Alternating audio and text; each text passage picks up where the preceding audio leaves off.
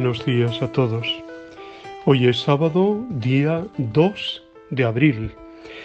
Estamos en la semana cuarta del tiempo de Cuaresma y es el primer sábado del mes. Todos los primeros sábados están dedicados especialmente a la Santísima Virgen, como todo sábado lo hacemos también, ¿no?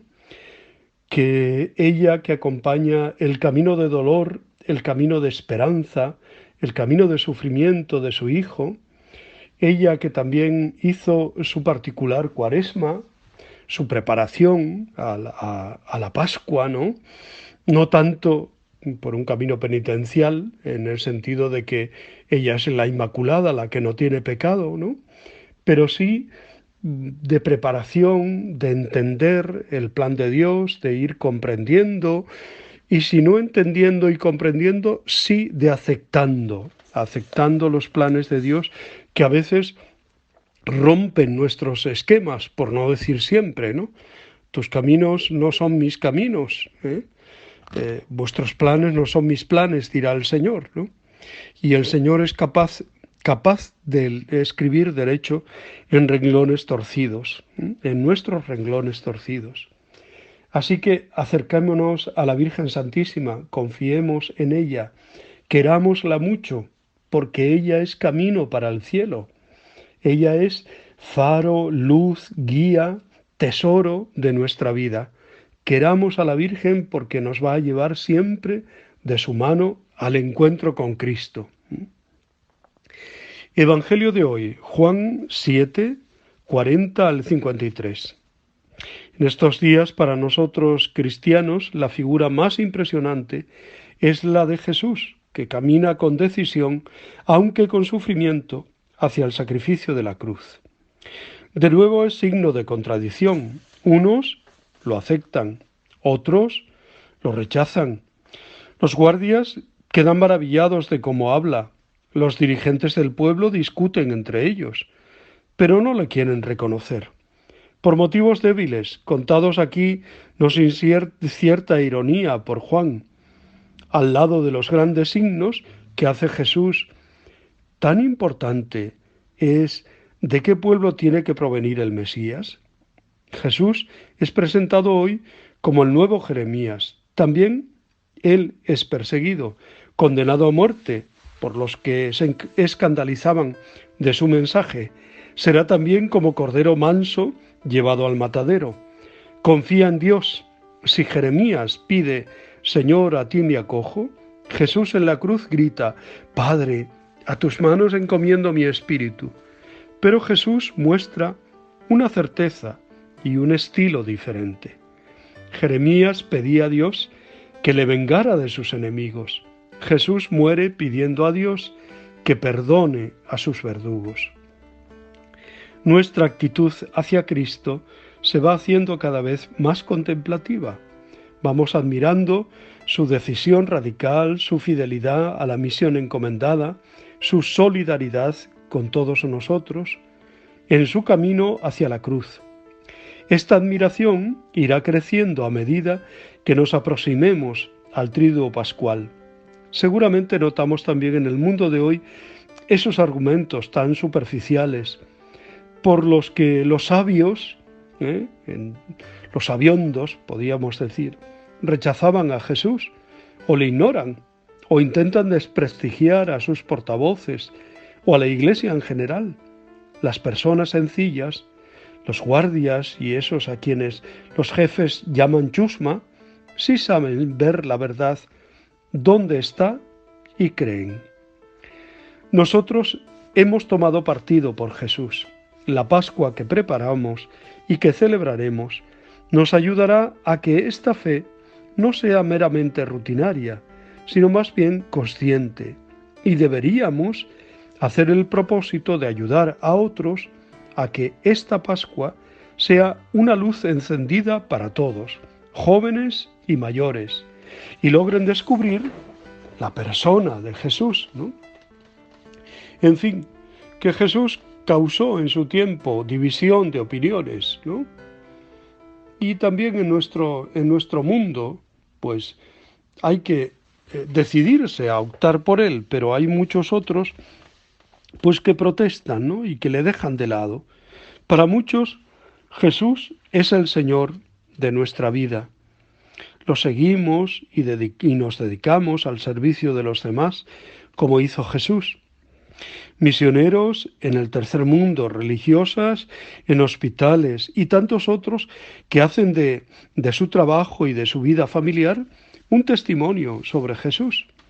Pero también están los que quieren acabar con su presencia en la sociedad y su influencia en el mundo. Es probable que esta división de opiniones se dé también en nosotros mismos. A veces la figura de Jesús nos atrae y nos invita a seguirle. Otras veces parece que coarta nuestra libertad y que viviríamos mejor sin él. En este cruce de caminos hemos de tomar la gran decisión de nuestras vidas. En el fondo, la única importante, porque es la única definitiva. ¿Estamos con él o contra él? ¿Quién es Jesús para ti? ¿Quién es Jesús en tu vida, hoy, aquí, ahora? ¿Tú qué dices, no? A Jesús también le preguntan esto, ¿no? Y Jesús calla en un primer momento y escribe, bueno, y dice, y esto, y habla, ¿no? ¿Por qué? ¿No dice la Escritura que el Mesías vendrá de Belén, el pueblo de David? Su perfil, a pesar de que sus discursos son admirados por todos, no termina de cuadrar con la idea preconcebida del profeta y rechazan su palabra. También nosotros corremos el peligro de rechazar la palabra de Dios por nuestros perjuicios. Ella se manifiesta también en quien no es de nuestra cuerda, en quien no cree como nosotros, e incluso en quien no cree. Como los fariseos del Evangelio pensamos, esa gente no entiende, y rechazamos su testimonio. Jesús nos saca de nuestros prejuicios, de nuestros moldes, para decir, sorpréndete.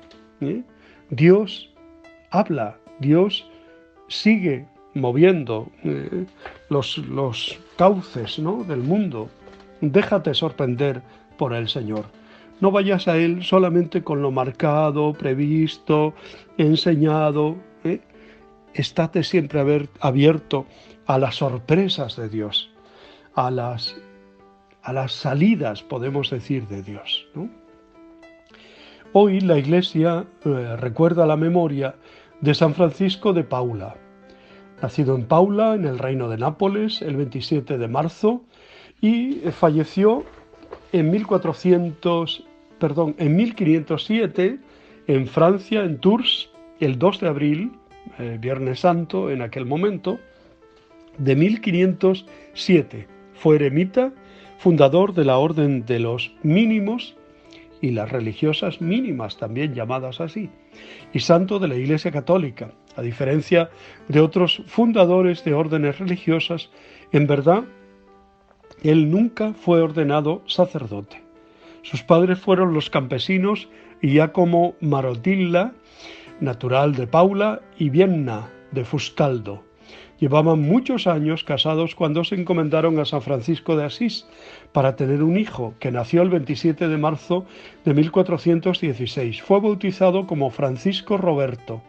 Francisco por intercesión de San Francisco de Asís y Roberto porque aquel día era la festividad de San Ruperto de Salzburgo, también conocido como San Roberto. El matrimonio tuvo otros 2 hijos. Los padres no pudieron enseñarle a leer y escribir, pero sí le dieron una enseñanza religiosa correcta. Cuando era un bebé tuvo una enfermedad en un ojo. Una vez más sus padres se encomendaron a San Francisco de Asís y se comprometieron a que su hijo vistiese durante un año el hábito franciscano en un convento de esta orden, algo que era habitual en la Edad Media. El bebé se curó después de aquello. Desde pequeño Francisco mostró una gran obediencia con sus padres. Años una visión de un fraile franciscano le recordó el voto hecho por sus padres. Se vistió con el hábito de esta orden y estuvo un año en el convento de Nuestra Señora de los Ángeles, de San Marco Argentano, en la diócesis de Cosenza. En este lugar se caracterizó por su amor a la oración y a la penitencia, así como por su humildad y su obediencia. Pasado el año, peregrinó con sus padres a Roma, Asís, Loreto, Spoleto, Monte Cassino y la ermita de Monte Luco. En Roma quedó escandalizado por el lujo de los altos dignatarios eclesiásticos y, según la tradición, le dijo al cardenal Cusano que Jesús no había tenido vestidos tan suntuosos. Esto le ayudó a meditar sobre una vida religiosa basada en la pobreza. Al regresar a Paula, se fue a una cueva aislada en la finca de su padre y vivió allí en soledad. Posteriormente se fue a otra cueva aún más aislada, en la costa del Mediterráneo. Permaneció allí unos 6 años, dedicado a la oración y a la penitencia.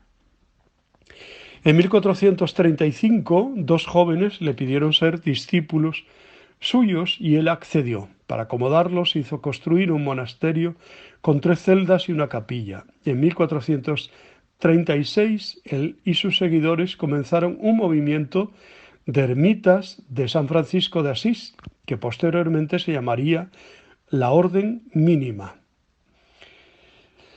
Bueno, el número de los discípulos creció y también la fama de santidad de Francisco se difundió rápidamente, ¿no?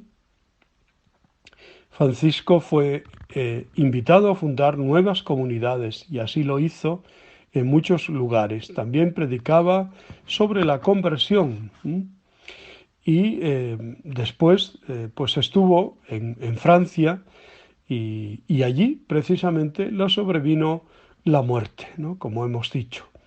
Murió el 2 de abril de 1507, en Viernes Santo. Recibió sepultura en el convento mínimo de Montils, en Francia. Pues damos gracias a Dios por su vida, su obra y el testimonio que dio ya en vida y que sigue dando como santo, ¿no? Os deseo muy buen día, os abrazo y os bendigo en el nombre del Padre, del Hijo y del Espíritu Santo. Seguimos pidiendo por la paz en Ucrania. Os quiero.